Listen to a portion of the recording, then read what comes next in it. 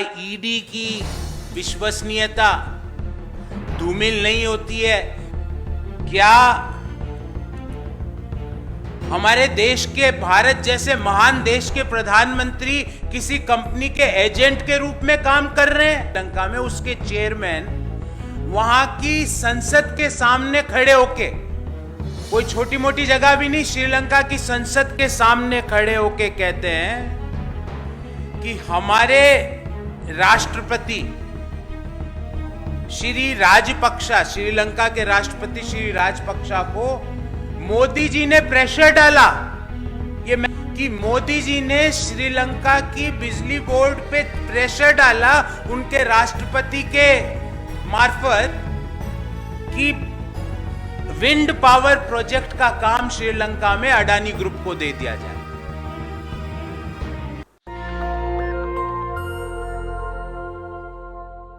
Directorate आज सरकार की एनफोर्स डायरेक्टिव्स की एक संस्था बन गई है।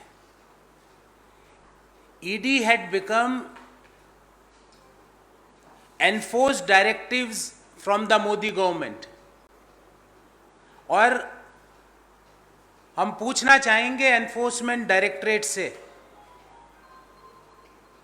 कि आपके एनफोर्स डायरेक्टिव्स जो आपको मिलते हैं मोदी सरकार से, हम पूछना चाहेंगे सरकार से भी कि कुछ मामलों में आपकी इतनी लंबी और इतनी गहरी चुप्पी क्यों है? कौन लोग हैं सरकार में जो आपको ऐसा करने से रोक रहे हैं? साथियों, पिछले 8 साल में हमने देखा कि भारत सरकार श्री राहुल गांधी जी को 54 घंटे तक की ईडी ने पूछताछ की, पर 2 मामले आपको बहुत लेटेस्ट मामले आपके सामने रखूंगा, वहां पे ईडी चुप है। हम पूछना चाहते हैं उन मामलों में इतना सन्नाटा क्यों है भाई? पहला मामला आता है, ये मैं भी नहीं कह रहा, सरकार भी नहीं कह रही, देश का कोई एजेंसी नहीं कह रही, पर श्रीलंका की स्टेट ओन्ड, श्रीलंका की सरकारी इलेक्ट्रिसिटी बोर्ड जिसका नाम है सीलोन इलेक्ट्रिसिटी बोर्ड, उस चेयरमैन जो उनकी बिजली आपूर्ति करती है श्रीलंका में, उसके चेयरमैन वहां की संसद के सामने खड़े होके, कोई छोटी मोटी जगह भी नहीं, श्रीलंका की संसद के सामने खड़े होके कहते हैं कि हमारे राष्ट्रपति श्री राजपक्षा, श्रीलंका के राष्ट्रपति श्री राजपक्षा को मोदी जी ने प्रेशर डाला। ये मैं नहीं कह रहा, श्रीलंका बिजली विभाग के चेयरमैन कह रहे हैं कि मोदी जी ने श्रीलंका की बिजली बोर्ड पे प्रेशर डाला उनके राष्ट्रपति के मार्फत कि विंड पावर प्रोजेक्ट का काम श्रीलंका में अडानी ग्रुप को दे दिया जाए। मैंने भी नहीं कहा ये उनके बिजली बोर्ड के चेयरमैन कह रहे हैं। क्या हमारे देश के प्रधानमंत्री प्राइवेट पार्टीज को ठेका दिलाने के लिए बने हैं? क्या हमारे देश के, भारत जैसे महान देश के प्रधानमंत्री किसी कंपनी के एजेंट के रूप में काम कर रहे हैं कि ठेका अडानी ग्रुप को दिलवा दिया जाए? क्या ईडी और अदर एजेंसीज ने इस पे जांच करना उपयुक्त नहीं समझा? वहां पे इतनी खामोशी क्यों रखी गई? अरे हम तो 54 घंटे की जांच करके भी आ गए और आगे भी हर अग्नि परीक्षा दे देंगे, हमें कोई चिंता नहीं है। पर वो लोग जिनका नाम श्रीलंका के बिजली बोर्ड के चेयरमैन पार्लियामेंट के सामने कहते हैं कि मोदी जी उन पे दबाव डाल रहे हैं श्रीलंका की सरकार पे कि विंड पावर का प्रोजेक्ट अडानी को दे दिया जाए, क्या उनके ऊपर ईडी की पूछताछ नहीं होनी चाहिए? क्या एनफोर्समेंट डायरेक्टरेट, जो कि आज सरकार की एनफोर्सिंग डायरेक्टिव्स बन चुकी है, क्या उन्होंने इस पे संज्ञान लेके मोदी जी को सम्मन दिया? क्या इसकी जांच की कि क्या इस बात में कितनी सच्चाई है कि श्रीलंका का बिजली बोर्ड का चेयरमैन खुलेआम अपनी संसद में बोलते हैं कि मोदी जी उन पे दबाव डालते हैं उनके राष्ट्रपति पर कि विंड एनर्जी का प्रोजेक्ट अडानी को दे दिया जाए। क्या इस बात का संज्ञान ईडी ने लिया? इतना सन्नाटा उनमें इस बात के लिए क्यों रह गया? कौन उनको रोक रहा था? ऐसे ही 2014 में मोदी जी ने सत्ता संभाली। उस 2014 में सत्ता संभालते ही स्टेट बैंक ऑफ इंडिया ने एक ड्राफ्ट एमओयू बनाया और उस ड्राफ्ट एमओयू के तहत $1 बिलियन अर्थात 7,825 करोड़ रुपया, उस एमओयू के तहत स्टेट बैंक ने और दुनिया के सारे बैंकों ने एक कंसोर्शियम बना के अडानी को फंडिंग देने का सोचा। और ये कहां पे फंडिंग दे रहे थे अडानी को? ऑस्ट्रेलिया में माइंस के लिए।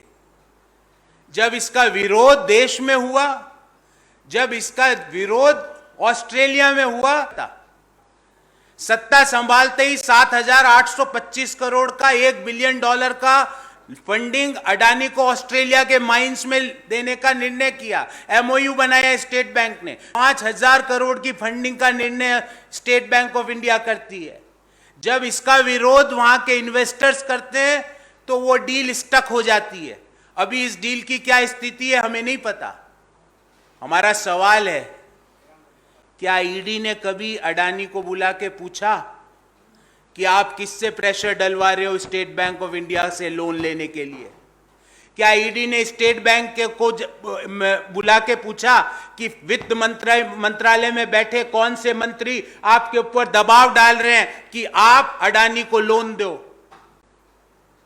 और ऐसे और भी कई किस्से। कभी ईश्वरप्पा को बुला के पूछा कि ये 40% कमीशन जो कर्नाटक सरकार, ये मैं नहीं कह रहा, वहां के कॉन्ट्रैक्टर्स एसोसिएशन के चेयरमैन ने प्रेस वार्ता करके बोला, क्या ईडी ने बोमई साहब को बुला के पूछा कर्नाटक के मुख्यमंत्री को कि आपके ऊपर चार्ज है कि आप जो भी काम करते हो उस पे 40% कमीशन लेते हो? क्या वहां पे ईडी ने पूछताछ की?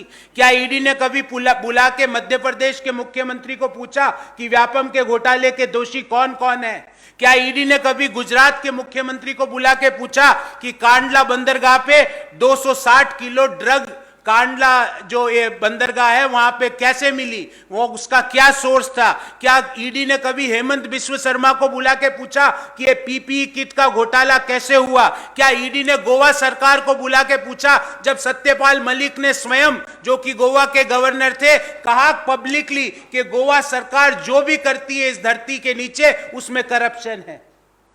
इतना सन्नाटा वहां ईडी को क्यों आ जाता है? ऐसा उनके ऊपर क्या दबाव है कि भारत जैसे महान लोकतांत्रिक देश के प्रधानमंत्री एक इंडिविजुअल कंपनी की पैरवी विदेशी सरकार को क्यों कर रहे हैं? इस बात का संज्ञान कौन लेगा? हम पूछना चाहते हैं कि कौन से मंत्री और ब्यूरोक्रेट्स ईडी के ऊपर इस इन्वेस्टिगेशन को नहीं करने का दबाव डालते हैं। हमारा दूसरा प्रश्न है कि क्या ईडी अडानी ग्रुप को बुला के मंत्रालय में और प्रधानमंत्री कार्यालय में बैठे हुए जो स्टेट बैंक पर दबाव डालते हैं बार बार कि अडानी ग्रुप को फंडिंग की जाए, क्या ईडी ये संज्ञान लेगा? हमारा तीसरा सवाल है कि क्या ईडी की विश्वसनीयता धूमिल नहीं होती है जब ईडी सिर्फ निराधार, बिना तर्क के, बिना सबूत के विपक्षी दलों के नेताओं को सुबह से शाम बुला के रात के 1:30 बजे तक, 12:30, 1-1 बजे तक पूछताछ करता है? क्या उनकी विश्वसनीयता इन केसेस जो मैंने आपके सामने रखे, 2 तो बड़े केस और बाकी स्टेट गवर्नमेंट्स में जो करप्शन का खुलेआम नंगा नाच हो रहा है, क्या उसमें ईडी ने अभी तक कोई भी जांच की? ये हमारे 3 प्रश्न हैं। साथियों, नेशनल दस्तक की आपसे गुजारिश है कि अगर इसको बचाना चाहते हैं तो नेशनल दस्तक को सब्सक्राइब करने के लिए रेड कलर के सब्सक्राइब बटन को दबाएं, फिर बेल आइकन की घंटी दबाएं। नेशनल दस्तक को बचाने के लिए बहुत जरूरी है कि हर खबर को शेयर करें, लाइक करें, कमेंट जरूर करें।